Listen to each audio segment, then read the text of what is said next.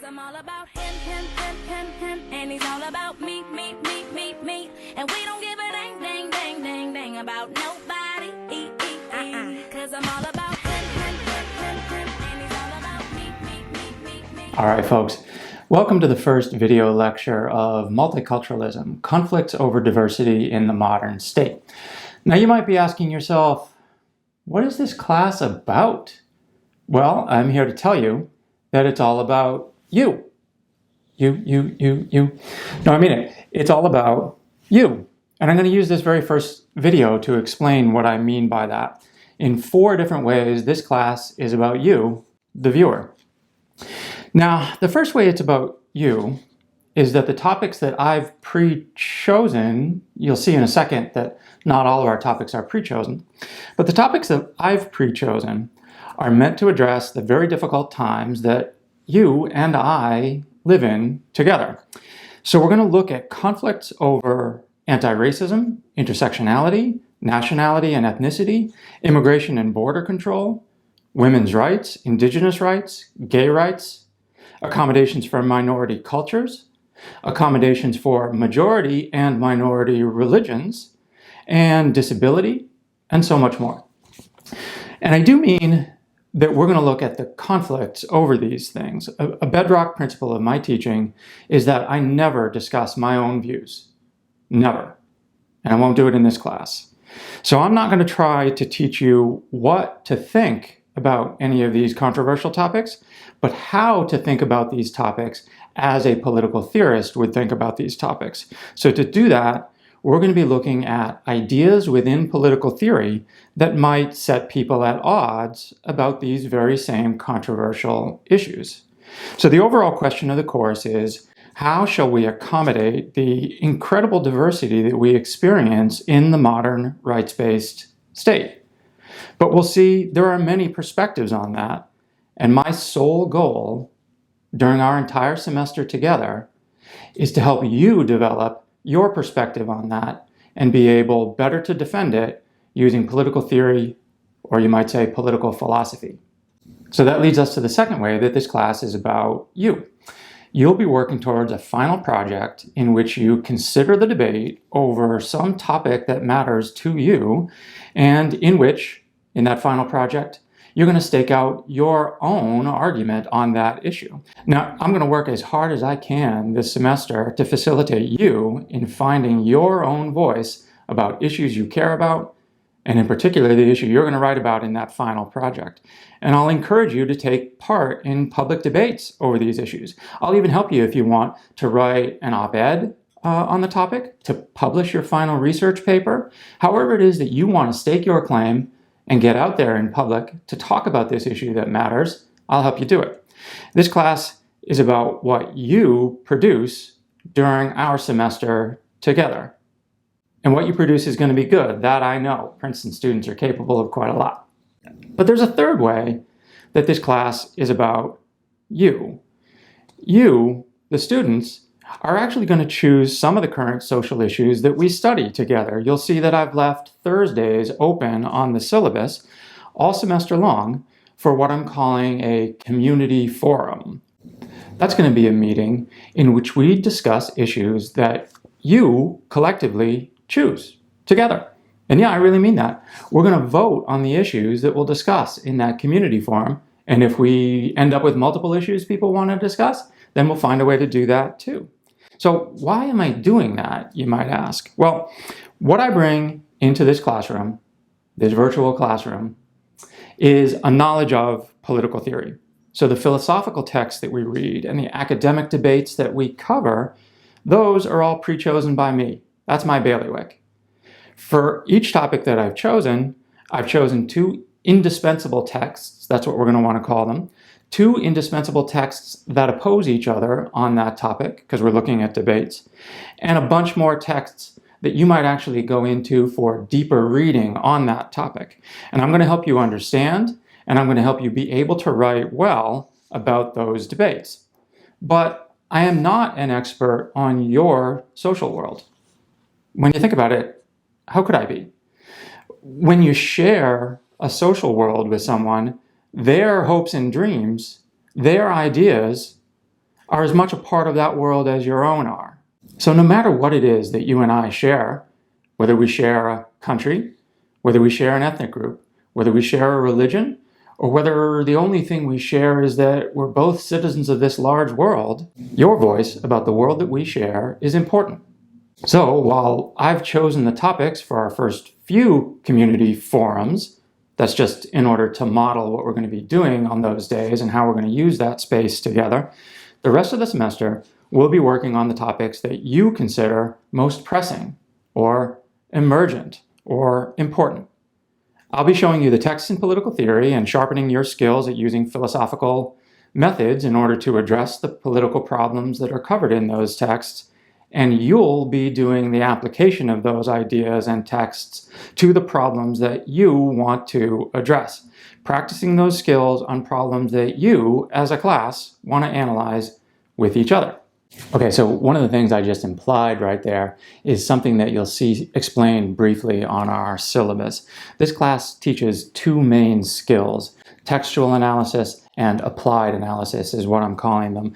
And throughout the class, I'm going to model these things for you in these videos, and then I'm going to help you to do them when we meet together synchronously over Zoom. So often in these videos, I'm going to speak to you directly, like into the camera like this. So, hey, how you doing? Whenever you see me speaking to you directly like this, it's because I'll be stepping away from the content of the lecture for just a moment in order to talk to you about how it is that we're using the skills of this class and to hopefully deepen your understanding of those skills. So be on the lookout for these little asides, because they're going to address the skills that you need to pick up in order to excel on the final project, which I'm certain you will. Textual analysis skills and applied analysis skills. Now, all of this culminates in a fourth way that this class is about you. For each of the topics that we cover, I'm going to be doing 2 short videos just like these. In fact, I'll be doing them right here in this room in order to prep you for our synchronous classes. But they'll be short. I'm going to top out at 15 minutes, and there'll just be 2 of them. The bulk of our learning is going to happen in those synchronous meetings when we analyze texts together on Tuesdays and when we apply them to issues together on Thursdays. So what's the purpose of the 2 short videos each week? Well, in one of them, I'm going to cover the first indispensable reading for the topic, and that's the one that perhaps influenced the most thinkers or is most widespread in endorsement within the Academy. And then in the other video, I'm going to cover opposition to that view from another indispensable reading. But I'm also going to take a look at some of the deeper look readings as well. I'll tell you how, if you read some of those deeper look readings, they will deepen your understanding of the topic at hand. Now, that's something you may decide that you need. Once you settle on some text to use, you can take a look deeper into the list of readings that I've put there for you on the syllabus. And as I said, I'll be analyzing these readings as a political theorist does it, and I'll be using these short asides into the camera, hey, yeah, remember me? To explain to you clearly what I'm doing so that you can do it too.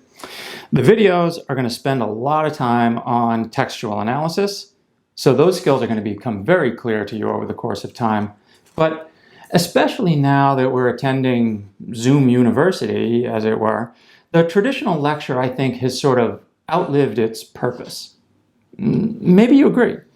When everyone's on campus, a class sort of congregates together in one room at a given time, and the professor usually speaks for most of that time. The focus of a class like that is the professor's expertise. She's the one modeling her discipline for you, and you're supposed to pick it up from that modeling. Now, sure, you have also the precepts in which you then engage in discussion about that topic yourself, and you start to analyze things like she would analyze them. But the main focus of the class is in those lectures, and it's on the professor herself. That process of seeing someone analyze and then being asked to model it is a bit like watching a Beyonce video and then being told, so now I want you to go to this small room in the basement of Robinson on Thursday afternoon and do that dance yourself, okay? Class dismissed. You can imagine you wouldn't be able to get the dance right away. So that process of education as modeling makes uptake a little bit difficult. But nevertheless, the traditional lecture assumed that that was learning.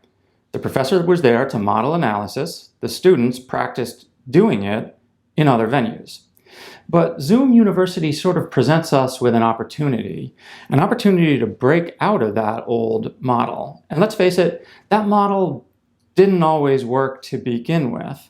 When we were face to face, and when it did work, it worked because maybe a particular professor was wildly engaging or tried very hard to connect with you in that room via eye contact or whatever is available in a large room like that.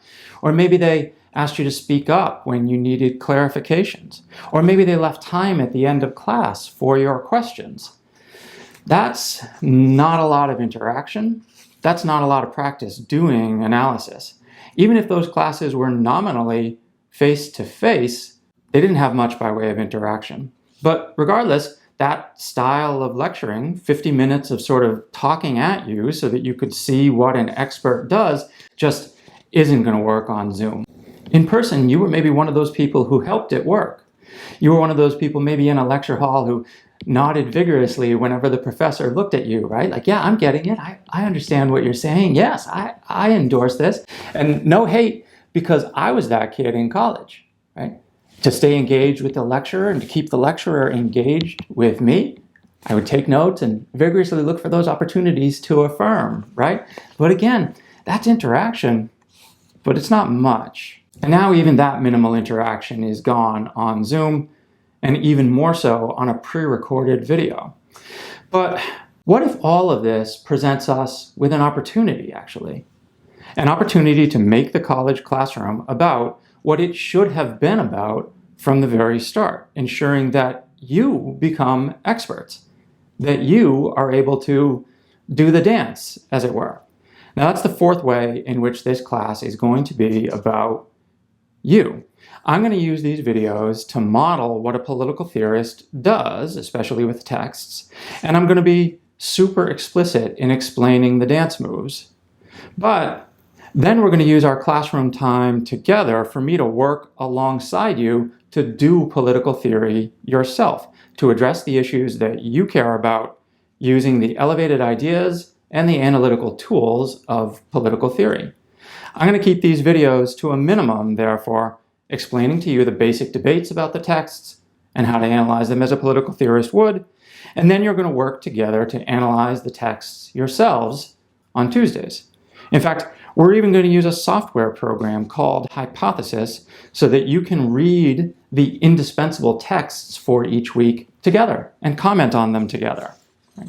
So you'll be actually able to do notations that everyone else will be able to see and respond to notations from other people as well. You'll be able to learn from each other how to read these texts, what you think about them, whether you disagree with how I've been reading them in these videos, and things like that.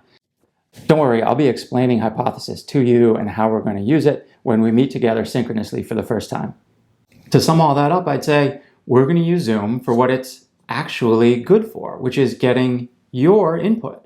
There's a reason you have that microphone on your side. There's a reason you have that camera on your side. Look, it's not a good platform for having a lecture read to you in a one-sided way, but it's good to engage you in thinking and analyzing and doing your own intellectual work together with me as a guide. So, what is this class about? Well, notice that so far, I haven't even mentioned multiculturalism or the issues that we're going to be studying this term. That's the subject of our next video, so I definitely will address it with you. And what I'm going to do in that video is I'm going to use a couple of clips from TikTok to demonstrate how we're generally pretty confused about what culture really is. And I'm going to suggest to you that it's actually some academic analyses from the late 19th century that are to blame for some of that confusion. Yeah, I'm going to show you that academic theory helps to actually explain how some people think and act on TikTok. So you're going to want to tune back in for that one. But the point of this video was to introduce you to really the most important part of this course, which is that it's all about you. So if you're feeling that, if you're buying into that vision of personal growth, and you want to take your own stand on some of the issues that we cover on our syllabus, doing it with sharp academic analysis, well, if you want that, then I want to work with you. And in our next video, we're going to see how we start doing that. I look forward to seeing you then.